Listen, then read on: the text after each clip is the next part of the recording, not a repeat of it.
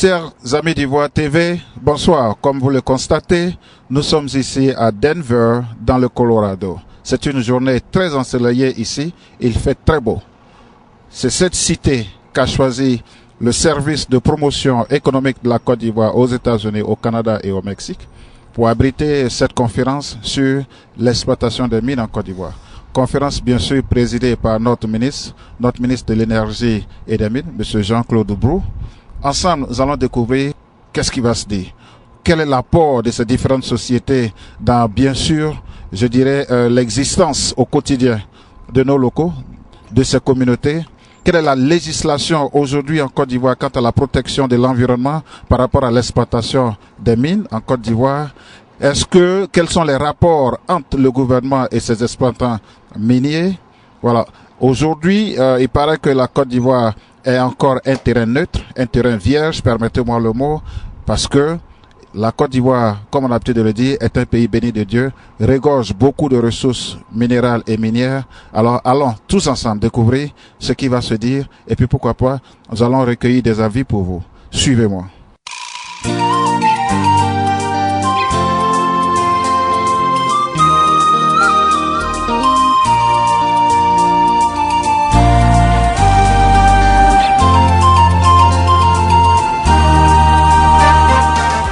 Merci beaucoup. On vient tout juste d'arriver à Denver, on vient de Washington, où on a participé dans la délégation conduite par son Excellence Monsieur le Premier ministre à la réunion des gouverneurs de la Banque mondiale et du Fonds monétaire international.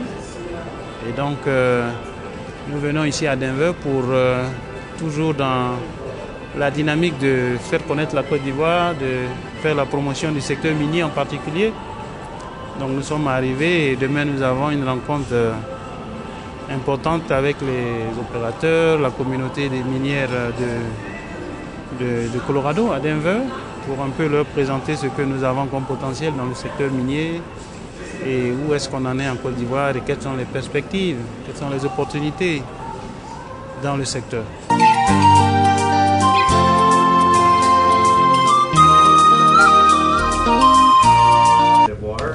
To establish stability and enable us to have a good investment and good returns for all parties. We are busy exploring both in the area of the Agbao gold mine, as well as looking at further opportunities, partnerships to expand our presence, footprint, and production in Côte d'Ivoire.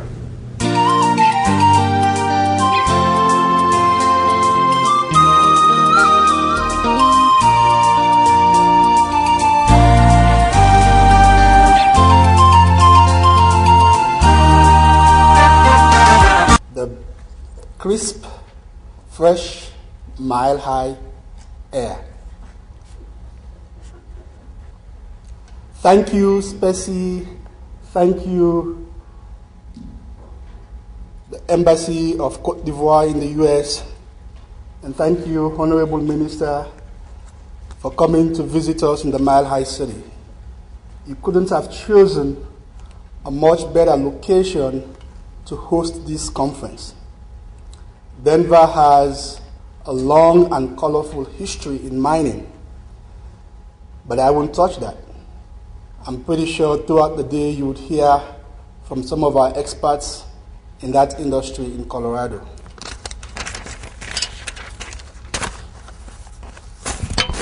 My most significant task this morning is to give you folks from Côte d'Ivoire, and most especially the Honorable Minister, a very hearty and sincere welcome.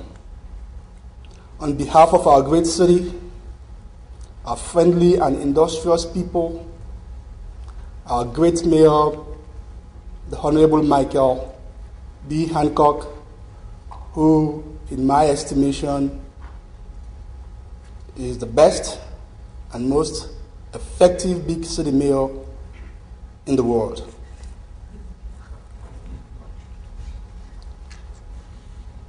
On behalf of our city, I want to wish you all a very successful conference.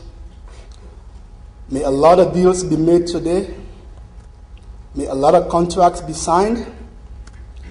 And most of all, may this day mark the beginning of an enduring and prosperous relationship between the people of Denver and the people of Côte d'Ivoire. Thank you. Enjoy your day. Let's go to the U.S. welcome the representative from the U.S. Senator Gardner office. Ladies and gentlemen.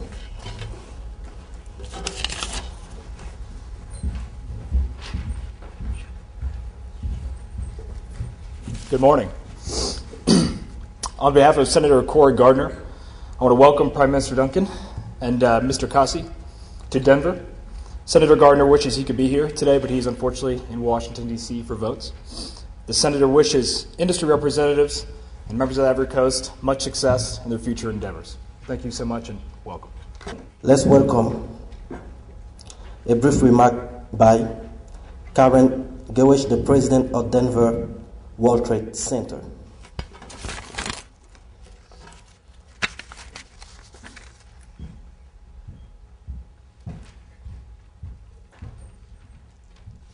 Good morning, everyone. Bienvenue to our wonderful visitors from Côte d'Ivoire. It's wonderful to be in your presence this morning. I will try to just reflect on my visit to Côte d'Ivoire. It was a very long time ago, 25 years ago now. And I was living in Ghana at the time for 2 years, and I had the wonderful opportunity to visit your beautiful country. I went to Abidjan, I went to Yamoussoukro and saw your enormous cathedral there. It's the basilica is so beautiful. And I also got to see Man, which is a very smaller town up in the north. And I remember sitting in a beautiful waterfall there. And I still have all of those photos, and I remember it very fondly. In Ghana, I worked for a lumber industry. Actually, I managed a sawmill, a 900-person sawmill. So while I didn't work in mining, I can really appreciate the natural resources that you have in both Ghana and Ivory Coast. And I also was pleased to see your statistics on how much gold you have in Côte d'Ivoire.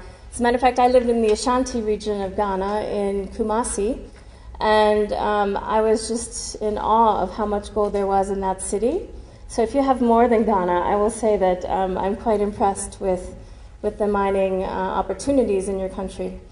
I do want to say also that there's quite a lot of competition between the two markets. I was there during the Africa Cup, where Ivory Coast and Ghana were in the finals. And I remember the score was 0-0.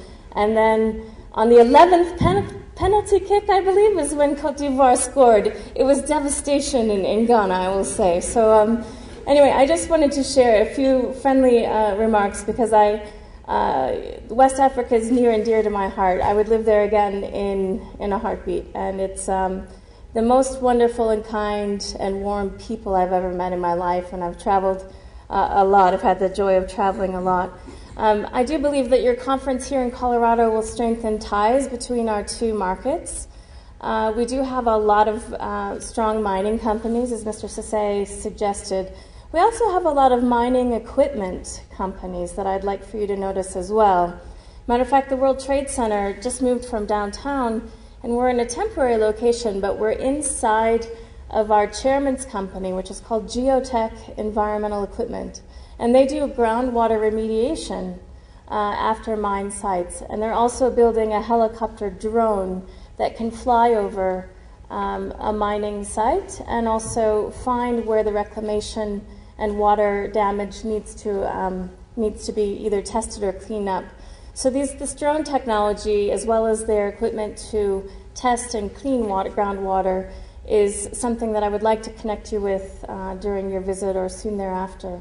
We also have a lot on the western slope of the state of Colorado. There are mining drill companies like TEI Rock Drills. And we have another company in our membership mix called Stone Age, and they do very strong water jet equipment that helps clean up a mine site as well. So just know that you're in good hands here in Colorado for us to help you not only with mine services, but also equipment. And We hope that we will be collaborating for years to come. And this is one great step for you to bring your conference here. It's been wonderful to partner with you on this event, and I wish you a warm and wonderful stay here in Denver. Thank you all very much. Merci.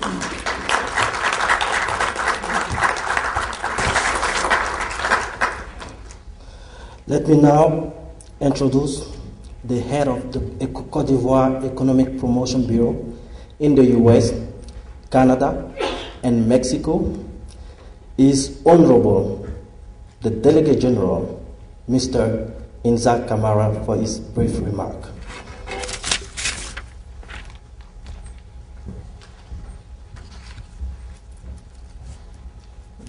His Excellency, Mr. Jean-Claude Brou, Minister of Mine and Industry of the Republic of Côte d'Ivoire, Mrs. and Mr. dignitaries of the State of Colorado and the City of Denver, distinguished guests, ladies and gentlemen. It gives me a great pleasure to extend to you all a very warm welcome and to say how grateful we are to the authorities of the state and the city of Denver who have accepted to allow us to organize this event in their beautiful city. It is an opportune time to establish a contact and partnership between American and Ivorian mining business professionals. I hope that the institutional film of Côte d'Ivoire you just saw gives you an idea of our expectation in organizing this event here in Denver. I hope you will enjoy the rest of the program, and thank you all for sharing this special time with us. Thank you very much.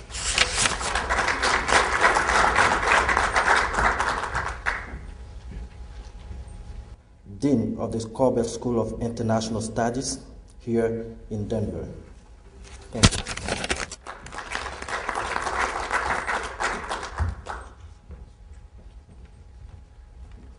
Well, thank you very much, and let me say what a pleasure it is to be here with our Côte d'Ivoirean friends.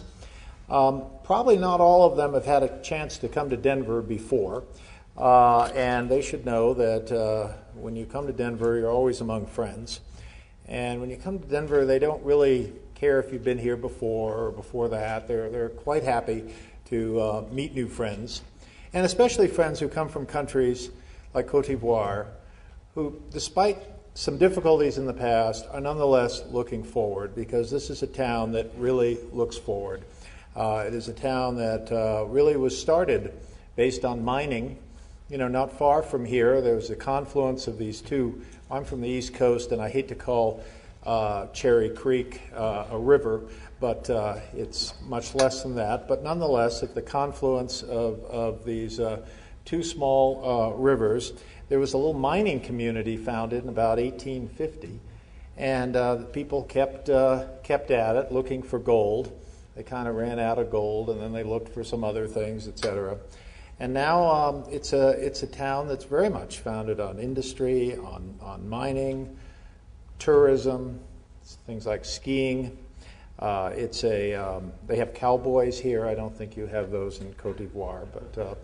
So, Mr. Minister, it is a pleasure to welcome you to Denver, and especially to have the opportunity to hear what is going on in Côte d'Ivoire.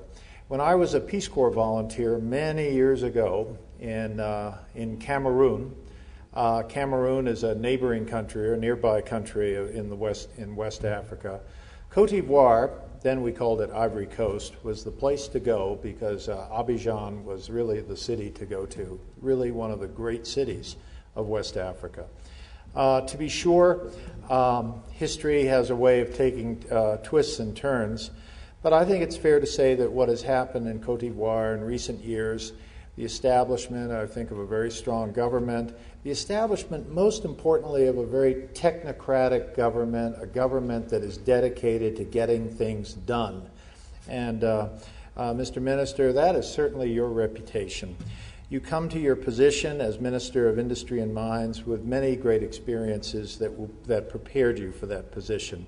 You've been the resident representative of the World Bank in a place in Chad, not an easy country to work in. You've been a consultative advisor to the Prime Minister of the Democratic Republic of Congo, also not such an easy country to work in. You have worked in the Prime Minister's cabinet. I think that's a very important job because whenever you work in the cabinet of a Prime Minister, you learn an important lesson, which is that not everyone's happy and you have to somehow work out various people's problems. You have worked in you've worked in the International Monetary Fund for 13 years.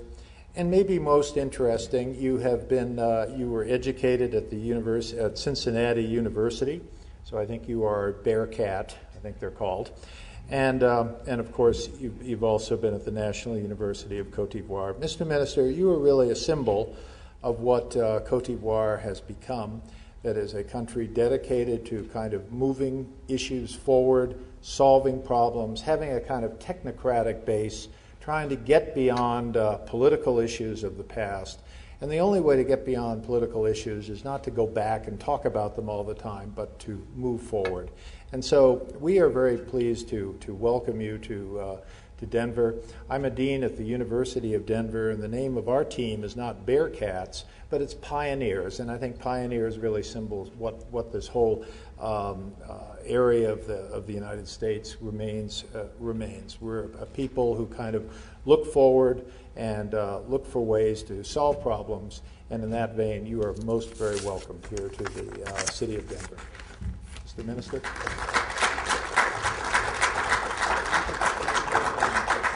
This is correct for many years when I was a student at the University of Cincinnati. But I must tell you that for many years, my best and preferred quarterback was John Elway. And I was watching every time John Elway and the Broncos at Mile High Stadium. So when I was coming down yesterday, it really brought back a lot of memories to me. And I was walking down at the airport and I saw John Elway's name. So that was something very, very important for me to see.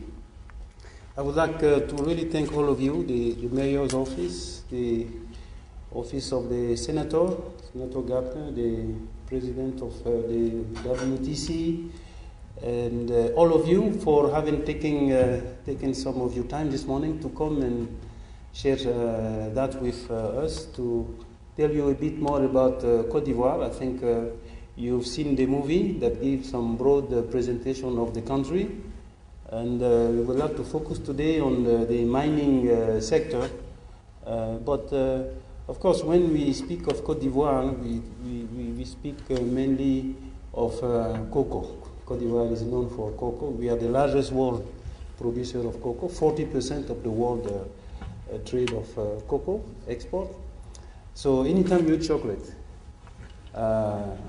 please just keep in mind, remember that you are probably eating, there is a high probability that it is coming from Côte d'Ivoire. So, but besides cocoa, of course, we have a lot of coffee, palm oil, rubber, several other products, as it was indicated. So the basis of this economy has been agriculture, but now the government has been trying in recent years to diversify its economy. And of course, mining is one area where the government has been looking. So just some general information very quickly on Côte d'Ivoire, just to set the stage a little bit.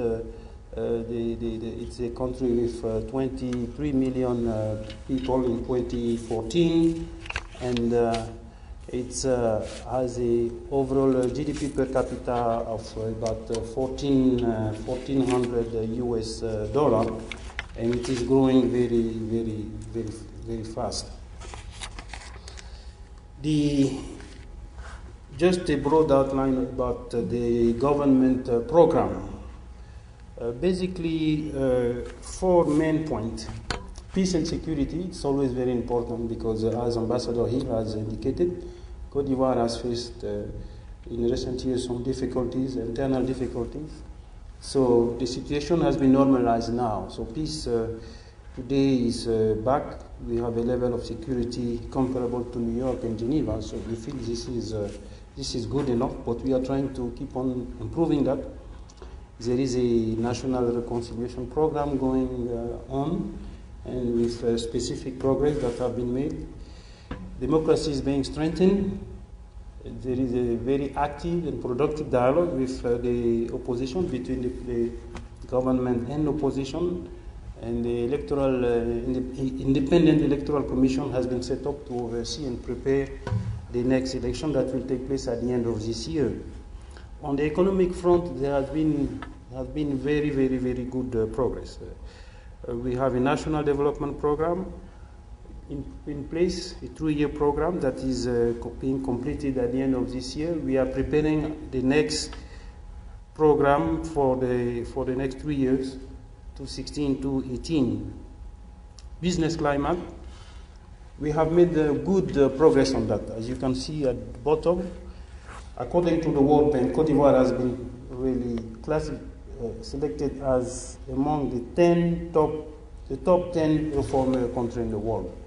Improving business climate, reducing cost of doing business, reducing time of doing business, making the whole environment investment friendly. So we are continuing to make effort. We are now made also progress on the US MCC, the Millennium Challenge Corporation, and we hope next year we'll be eligible to the compact. So very good progress. And just an overview of the macroeconomic situation. Just 2 key points. Growth rate. You can see since 2012, growth has been very, very strong.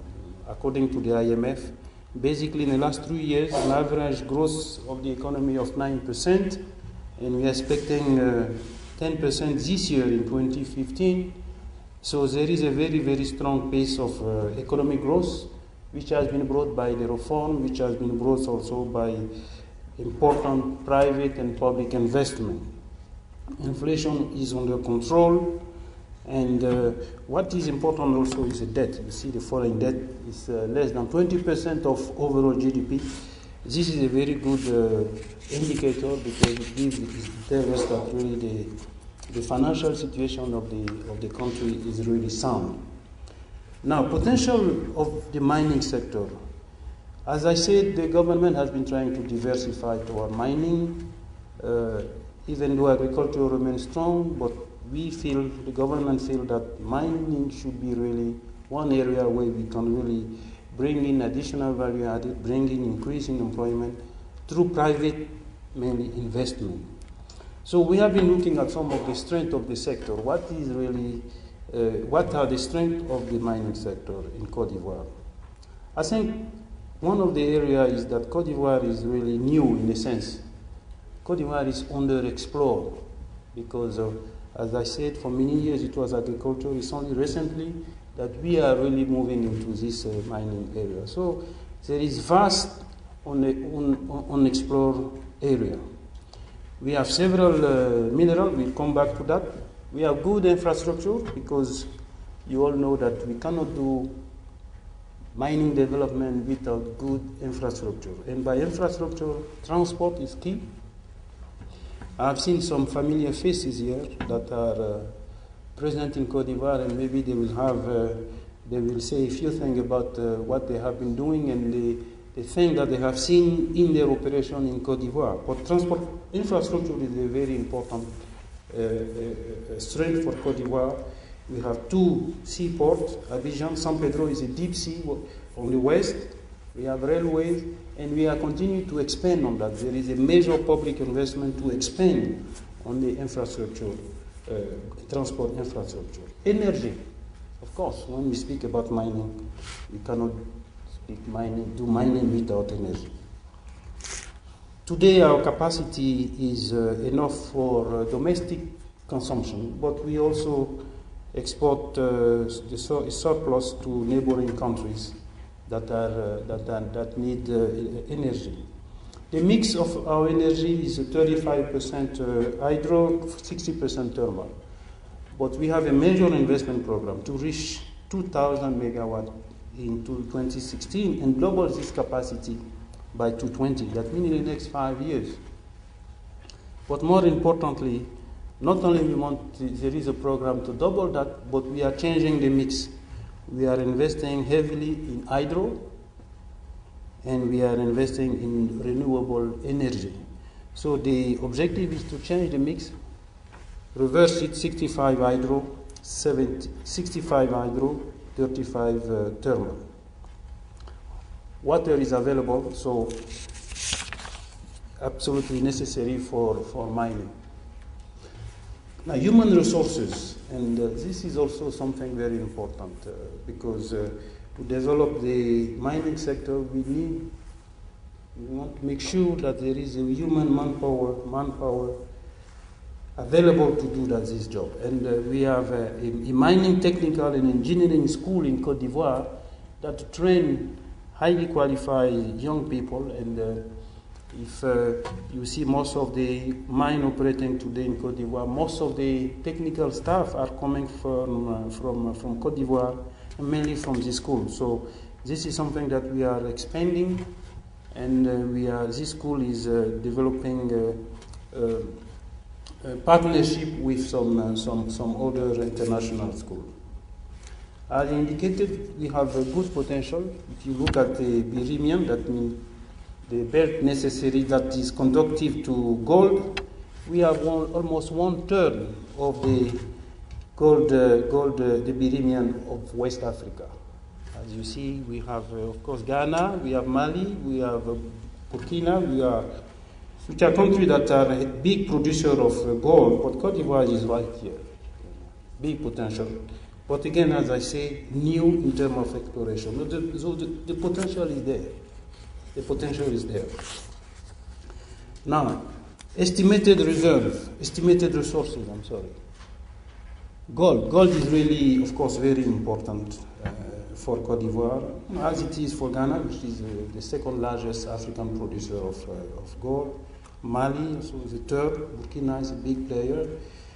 But Côte d'Ivoire is right there, and we have the potential is about 600 tons of gold, and it keeps on changing because as exploration increase, develop, I think we find more and more gold. So the potential is there. Iron ore, 4 billion tons of iron ore deposit right on the west part of the country, next to Guinea. We have nickel. We have lateritic nickel. We have of 260 million tons. We have copper nickel. I think some of the person involved in this area are in this room, so maybe they will say something about it. We have bauxite. We have manganese, small but also being increasing because as research exploration continues, we keep on developing, finding more resources. What is the current situation in terms of production? Today we have 4 gold mines in production. We have 2 new mines in construction in the south and the north. We have 3 more mines in manganese mine in production. Now, when we look at gold, we see that the production is increasing very rapidly. In the last 5, between 2009 and 2014, the production has more than doubled. And with the rhythm of increase of new mine, opening of new mine, because we are expecting 1 to 2 mine opening every year, starting in 2016, we feel that really this level of production of almost 19 tons will increase very, very rapidly. The situation today, we have more than 150 exploration licenses which have been granted. We have several mining subcontractors in various areas, drilling, laboratory, logistics, and of course, the sector today provides value added, as I said, job, direct job, and of course indirect job that are very important for the country. To increase and to speed up investment in the sector, the mining sector, the government embarked on a major reform of the legislation. As you know, to attract investment in the mining sector, the legislation, the environment must be investment friendly. So we reform our mining code. It took us almost 2 years to do that, but we did it in a very consensual way, very inclusive. We really share, discuss with all stakeholders, private investors, the civil society, the international organization, the international institution. Everybody was involved. And we discussed and exchanged views and ideas. The objective really was that we were trying to get the best practices. What needed to be done so that we can create the condition to attract private investment in the mining sector. So at the end, we ended up with a legislation, the new mining code that was approved by Parliament at the end of last year. And it's a very attractive one because, of course, it had the stamp of the private sector. So for us, it was a condition for finalizing this new code. And we were very happy. Last December, we received a prize in London at the Forum Mine and Money that many of you know. And we were shortlisted with 3 other countries, Peru, Croatia, and Denmark, I think, and we really came on top as having made the best progress in terms of improving our mining legislation. So the code is very competitive. It is very, as I said, investment friendly. The key innovation in the mining code, of course, we introduce the idea of good governance, which is very critical today. Kimberley processes, the extractive industry transparency initiative. We introduced the idea of the convention to stabilize the tax regime during the life of the mine. This is also very important for private investors. The tax regime, which is also one issue where we spend practically, I will say, 3/4 of our time in discussion for the new legislation, the tax regime. Of course, we did not really change from what is a general tendency today, royalties and profit tax.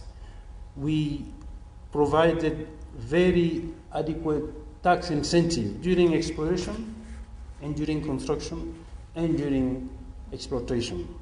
So this is also very important because, of course, investors are looking at the return of investment, which is quite normal. And of course, this point, as I said, specifically really was heavily discussed, but we finally ended up on a consensus and everybody was satisfied with what was done. We also took into account local development. We improved in the processing, making it faster. And one thing we did also was to increase the validity of the exploration permit. Usually it was in the past legislation, it was a permit was granted for a period of 7 years. But after long discussion with the private investor, particularly in the metal-based sector, we decided to move to 10 years, which was considered to be enough, giving sufficient time for projects to develop. I mentioned community development, very important. Environment, we also improve on environment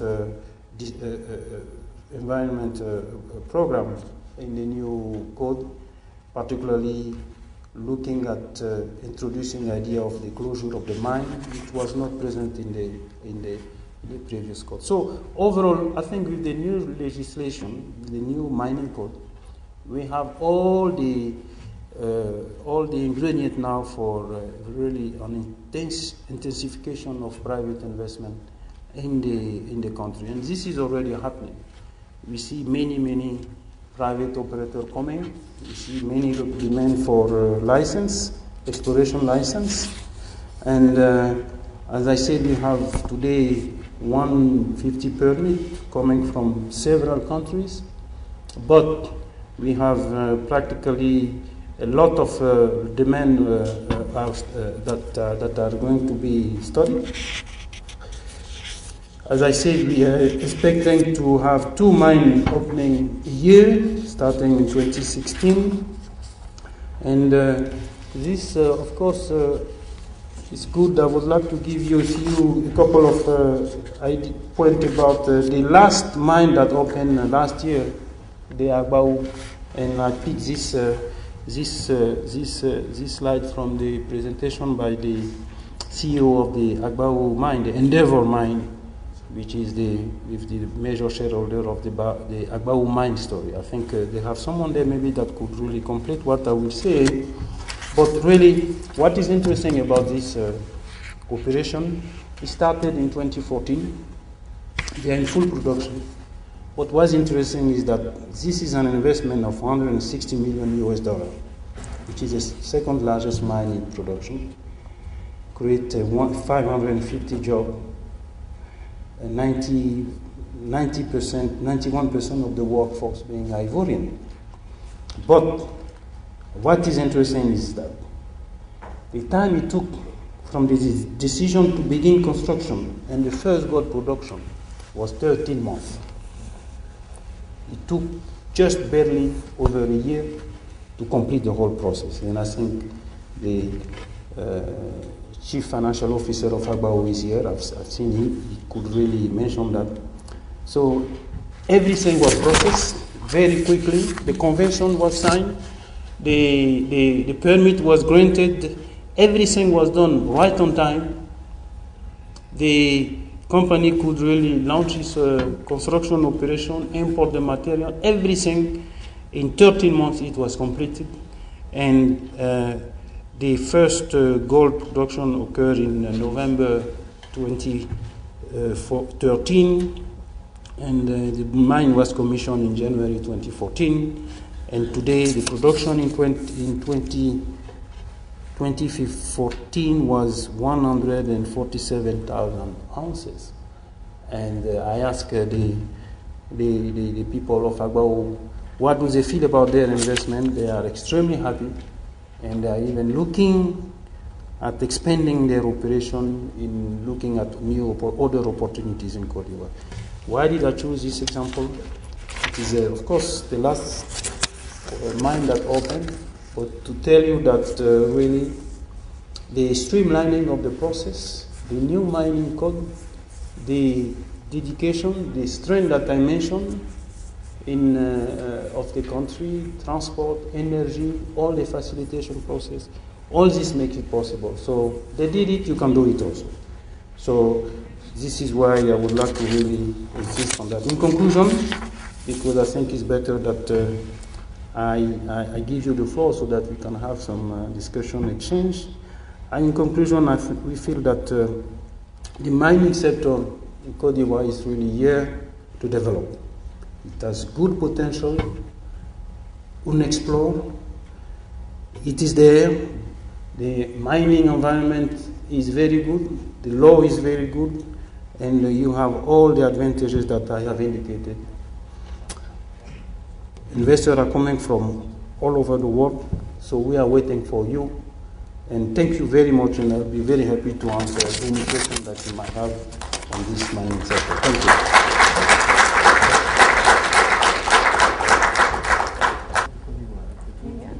Avril. It's been so long. Wow. C'est très joli.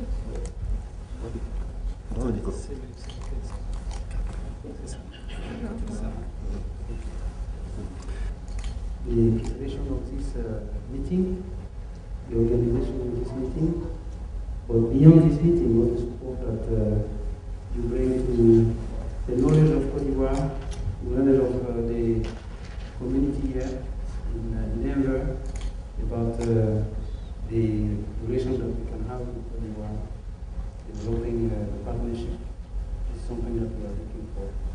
So I would like to thank you very much for that. Merci.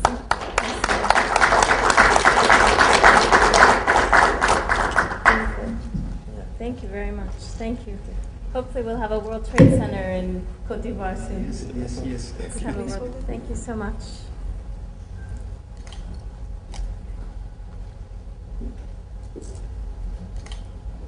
so much. Thank you. Thank you. Merci. Look forward to seeing you on your turf next time. Exactly. Next time.